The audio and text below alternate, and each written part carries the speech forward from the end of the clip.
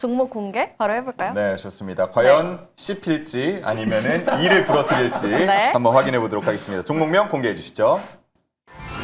아하, 좀 약간 수긍이 되는 것 같기도 하고요. 자, 남성팀에서는 G2G 바이오가 들어오고요. 네, 저희는 HD 현대 일렉트릭을 가지고 왔습니다. 네, 좋습니다. G2G 바이오 하면은 워낙 또 기대를 많이 모으고 있는 종목이잖아요. 그렇죠. 아무래도 이제 G2G 바이오가 가지고 있는 바이오 시장에서 그리고 특별하게 이 종목이 가지고 있는 이 특정 플랫폼에 대한 기대감들이 저는 본격적으로 다시 한번 불이 붙지 않을까 하는 기대감으로 G2G 바이오를 좀 소개를 해드리도록 하겠는데요.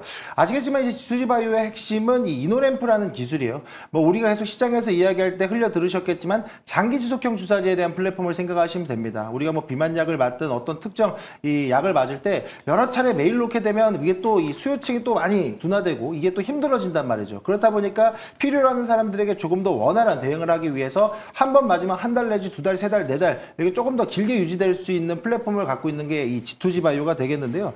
이 최근에 캐나다 특허까지 등록이 되면서 한국, 일본, 호주 등 6개국에서 공식 인증을 받았다라는 점도 매우 중요한 모멘텀으로 확인을 해보시면 좋을 것 같아요. 그래서 이 기술력이 지금 세계에서 인정을 받고 있다라는 점으로 좀 더 집중해 보셔도 좋을 것 같고요. 단순히 이제 제가 G2G 바이오라고 이야기하니까 그럼 장기 지속형 비만약에 관련된 종목인가 생각하시겠지만 비만약만 하는 게 아니고 뭐 치매라든가 당뇨, 뭐 정신질환, 뭐 탈모 이렇게 다양한 파이프라인을 가지고 있다라는 점도 여러분들 주목을 해 보셔야 된다. 그래서 이런 부분들을 통해서 앞으로 더 계속해서 기술 이전에 대한 기대감이라든가 어느 특정 기업들과의 협력 관계가 계속 유지되는 공시나 뉴스가 나온다라 그러면 이 종목이 가져갈 수 있는 이 플랫폼에서의 기대감이 주가에 반영된다. 이렇게 말씀드릴 수 있도록 하겠습니다.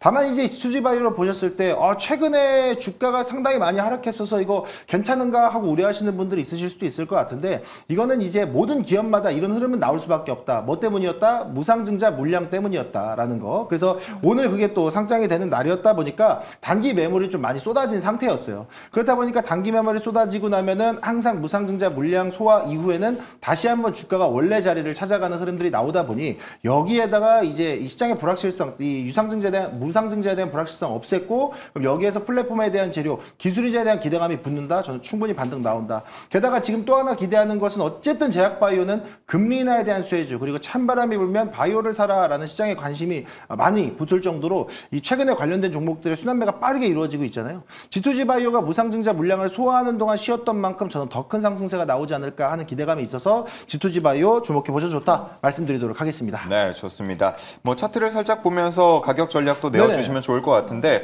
항상 이렇게 좀 전에 있던 부분을 지지하면서 다시 더 높게 올라가는 흐름들 보여왔어요. 네. 사실 지금 입장에서도 이 3거래일 정도의 급락세가 좀 있었던 부분들 앞서 말씀드렸듯이 25일 날에 무상증자 물량들이 추가 상장된대 그럼 물량이 늘어나니까 희석이 돼요. 그러니까 일단은 매도를 하고 보는 거거든요. 근데 지금 매도를 하는 흐름 속에서 77,000원대부터 이 8만원 라인대를 어느 정도 좀 지지 라인으로 형성만 해준다라 그러면 저는 충분히 지금 입장에서도 매수가 가능한 구간이다라고 생각을 하고 있기 때문에 내일은 시초가에 한번 또 매수 잡아보셔도 좋을 것 같고요. 단기적으로 목표가를 본다라 그랬을 때는 뭐 충분히 10만원 선 넘어갈 수 있겠지만 일단은 전략적으로 한 95,000원 선에서 목표가 설정해 보시면 좋을 것 같고 손절가는 조금 더 러프하게 한 59,000원 선까지 열어드리겠습니다. 네, 좋습니다. 목표가 95,000원, 손절가 59,000원 참고를 해주시면 되겠습니다. 네, 그렇다면 김시은 팀장님은 HD 현대 일렉트릭을 모아가자라고 하셨는데 오늘 좀 강세가 나왔잖아요. 어떤 기대감들이 있을까요? 뭐 사실 지금 이 종목도 그렇고 저는 항상 전력기기 쪽에 대한 긍정적인 이야기를 많이 드리는데 이 정도의 눌림 현상이 나왔다면 가격적으로 충분히 메리트인 구간이 아닐까라는 생각을 가지고 있어요. 물론 이 종목군 같은 경우가 이제 사실은 수익률 대결에 유리한 종목군은 아닙니다. 수익률적인 부분에서 보면은 사실은 이제 단기적인 종목군이라든지 급등락을 크게 보여주는 종목군은 아니지만 그럼에도 불구하고 지금 자리에서 충분히 매력적인 가격대다라고 보시면 좋을 것 같고 사이클에 대한 부분을 보게 되었을 때도 사실은 전력기기 쪽에 대한 내용이 긍정적일 수밖에 없는데 앞서서 우리가 무슨 얘기를 했냐? 뭐 GPT라든지 제미나이라든지 혹은 그 외의 AI 사이클이 지금 성장 초입 구간대라고 보시면 좋을 것 같아요. 그러면 당연히 전력에 대한 내용들이 계속해서 나올 수밖에 없기 때문에 그에 대한 수요는 분명히 있다라고 보시면 좋을 것 같고요.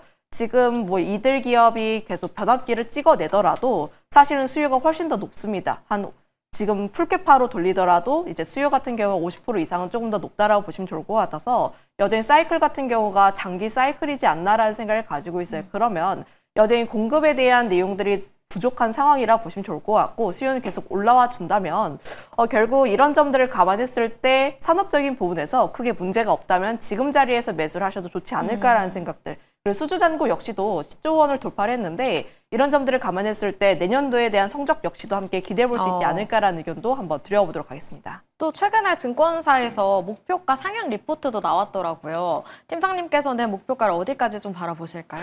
목표가 같은 경우에 사실 이제 100만 원 라인대를 보고 있긴 한데 사실 이 부분들은 이제 그 라인대가 목표가야라기보다는 단기적인 목표가이지 않을까라는 생각을 가지고 있어요.